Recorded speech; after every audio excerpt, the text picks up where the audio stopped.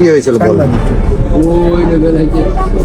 হুট করে ওরা প্রথম এসে দাঁড়াইছিল 3 মোটরসাইকেল। হ্যাঁ, পরে ওরা বেরোয় গেছে। আমি এই সময় বাইরে মোংলা কাউন্টারের পিছনে চার দোকান ওই জায়গায় বসা, আমার গাড়ি সামনের পর রাখা। এবার আমি পদ্মার উপর তো উঠে তাকায় দেখতেছি যে ওই 3টা গাড়ি নাই। হুট করে একবারে 8টা-10টা গাড়ি সোজাসুজি ওই জিএমএস কাউন্টারের সোজা দিয়ে ঢুইকে ওরা সবাই গাড়িতে নাইমে একদম আমার দিকে সোজা হাইটে আইছে।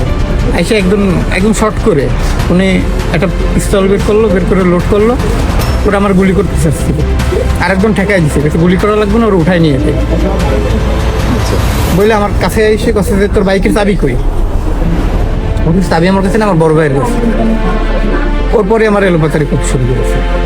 আচ্ছা, এর পূর্বের কোনো শত্রুতা ছিল? পূর্বের শত্রুতা তো আমি চিনতে পারলে বুঝতে পারতাম।